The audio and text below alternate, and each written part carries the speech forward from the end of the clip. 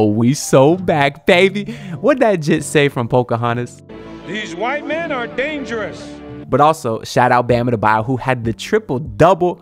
We'll get into that. But the Miami Heat stunned the world today with a 123-97 win. The game just ended. I got it up here on my laptop. Started the setup a little early because we saw the boy Thanasis come in. That's the white flag right there. So you know the Heat was going to come away with a dub. But where do I start? Which white guy do I want to start with? Should I start with Nikola Jovic? Which I should perhaps start with an apology in that case, because my last video was kind of talking about how the Miami Heat would be able to survive missing their starting point guard. And I kind of gave some buyout options. I talked about Alondas Williams, but my mistake, I did not mention Nikola Jovic, and that's pretty much every single comment that I got. Sure enough, Nikola Jovic got the start today. Kind of ran the point today, as Eric Reed pointed out 100 times. We get it, E. Reed. Jovic can push the pace when he gets the rebound, but I understand E. Reed's excitement because it was beyond exciting. Seeing Jovic get the rebound, sprint down the court, pull up for threes. My God, that jump shot is silky smooth. The form is beautiful. The arch is impeccable. And Nikola Jovic finished with a career high 24 points tonight, 7 boards as well. He shot 8 of 13 and 5 of 8 from 3. He was absolutely incredible. Follow that to the second quarter, in which Duncan Robinson got his swagger back. That boy was out there hitting difficult ass threes over Dame, was talking shit to Jay Crowder. My boy Khalil was thinking that he was still mad at Jaylen Brown. I think that Duncan Robinson was more so annoyed with Jay Crowder and how ass he was in the 2020 finals, because that's who Duncan was talking shit to tonight. But anytime you see Duncan with his swagger like that, the mean monk Duncan Robinson, the happy birthday Duncan Robinson, there's nobody in the entire world that can guard him. And when he's playing like that, that brings this Heat team to a completely other level. And I don't know if it's coincidence. Once again, Duncan back in the starting lineup has a great game. His numbers in the starting lineup are much, much, much better than when he comes off the bench. I've been kind of campaigning for him to start, but a lot of that has been over Tyler Hero, who was awesome again tonight. Tyler Hero finished the night with 19 points, 3 rebounds, 5 assists. He was 7 of 16, but I really, really love the way he pushed the offense today. I was pretty critical of him after last game.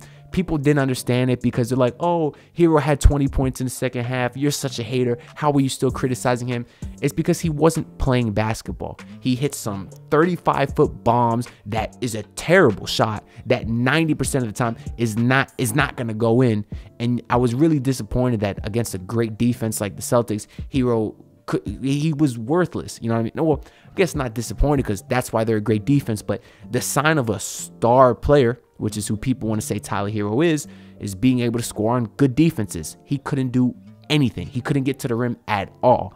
But today, now, the Bucks are a great team. They're a terrible defense, but Tyler Hero did what he needed to do. He got to his spots very well. He shot awesome from 3, and I absolutely love what he did tonight.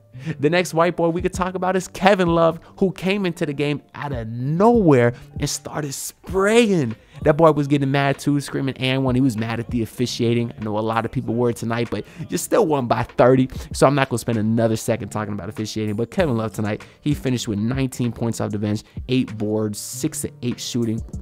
He was absolutely incredible. And as my boy Eric Reed said, it was a love affair tonight. Very fitting, as tomorrow is Valentine's Day. Now, the Heat do play again tomorrow, but we'll maybe touch on that at the end a little bit. Who's the next white boy that I want to talk about? Cole Swider. He played 5 minutes, scored 2 points. That's pretty much the only other white boy.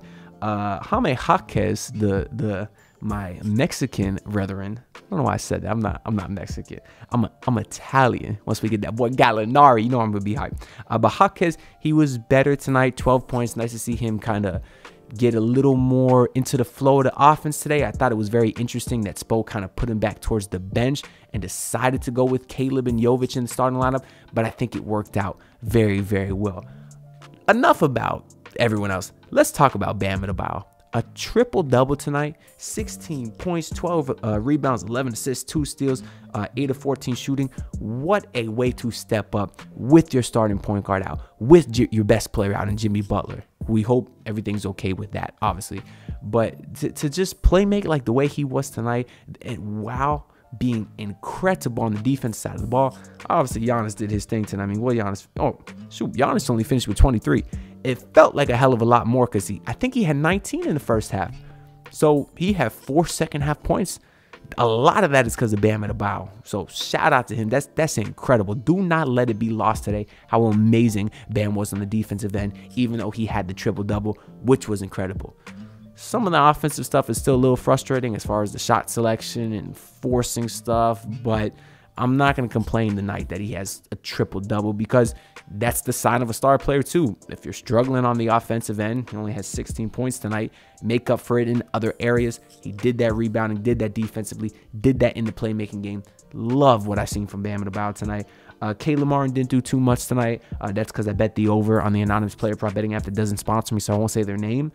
But y'all know how that goes. Anytime you take the over, you know, I need to start taking overs on the other team and help the rest of the Heat Nation out here. What else do we got here? We talked about Duncan. We talked about Tyler. We talked about Caleb Jaime-Jaquez. The only other guy that played significant minutes was Haywood Highsmith, 23 minutes. He was a frustrating watch. I'll put it that way to make it kind of nice there. But let's talk about the Milwaukee Bucks for a second. That team is bunts. They suck. More specifically, Doc Rivers sucks. But you already knew that. That's not news. And I just think it's so funny. Over the last couple weeks, there's been so many excuse videos that of basic Doc Rivers making excuses. He's talking about, oh, the travel, whoever made the schedule never traveled from this city to this city. Oh, we're missing players. We got guys in and out of the lineup. And he's just such a bum. Can you imagine Eric Spoelstra making excuses like that? I can't even fathom it. You have a game like tonight where the Heat are on the road, first night of a back-to-back. They got to fly all the way to Philly tomorrow. They're missing Jimmy Butler. Terry Rozier is out. Josh Richardson is out. And what does Spoelstra say? When they ask him, they say, are you a little worried about your depth coming into tonight and maybe not having enough? And Spoelstra said, that's insulting to the rest of the talent on this roster. Spoelstra says, we have enough, and he always says that we have enough. He believes it, and the team buys into it, and you see that on nights like tonight. Because really, for Doc Rivers to say anytime they're missing someone that, oh, we have guys hurt, of course you can't really expect us to win. You know how disrespectful that is to the rest of your team, to those lower guys on the totem pole on your roster? That's very disrespectful. Doc Rivers is a bum, and I can't understand how the man keeps getting coaching jobs. I literally cannot understand it. What else do we got here?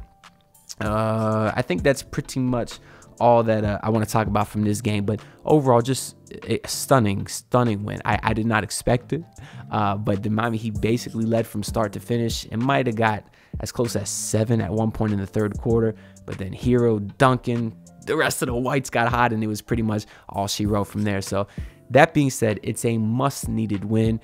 Because obviously when the standings are as close as they are, every win counts, particularly going into the All-Star break. They got one more game left tomorrow versus Philly. They should beat Philly because that team is sucked without Joel Embiid, but Kyle Lowry might play tomorrow, and if he does, I could see him having a little revenge game. Then you might be in some trouble. But regardless, if the Heat do win tomorrow, I think that'll put them, 6 games over 500? Did tonight put them 5 over? And then you're having a little bit of momentum going into the All-Star break, which is nice. I think any momentum you have is essentially killed because you have a little bit of a break. But it's just nice to kind of have a feel good so the guys can enjoy their vacation and not have to worry about the struggles of the team. Yeah, because right now I think, this has the Heat 4 games over 500. So I think that includes tonight. So if they win tomorrow, they'll be 5 over, and they're currently tied with the Pacers for 6th. Now, I don't like looking at the standings and the scoreboard watching. That's something that Eric Reed was pointing out a lot too. But it's still early enough in the season. You got to worry about your own team. I'm not worried about what the hell Indiana's doing and what the hell Orlando's doing. Like, the Miami Heat have their own struggles. They've been very inconsistent. So I'm just one of those people that's more worried about my team. Because if the Heat don't win, it doesn't matter what the hell Indiana and Orlando does. That being said, amazing feel-good win tonight. You're starting to get more and more of these great performances from the Heat, and that's a positive sign going into the second half of the season. But let me know what y'all think down below. Make sure to like the video if you hate Paul Pierce. Subscribe because I'm on my way to 5K subs. I greatly appreciate y'all a lot. I may or may not see y'all tomorrow. It's Valentine's Day. I'm going to break out the chocolate fountain and the strawberries, and I'm going to do it up nice. So I'll be watching the game. I might not have a post-game video, but we'll see. Subscribe so you don't miss it, and I'll see y'all next time. Peace out. Look, pull up in your city, tryna get that dead face. Do it on my own, I don't need no dead weight. Had to kill him off, yeah, I need a head space. You know this homegrown bitch, don't offend me.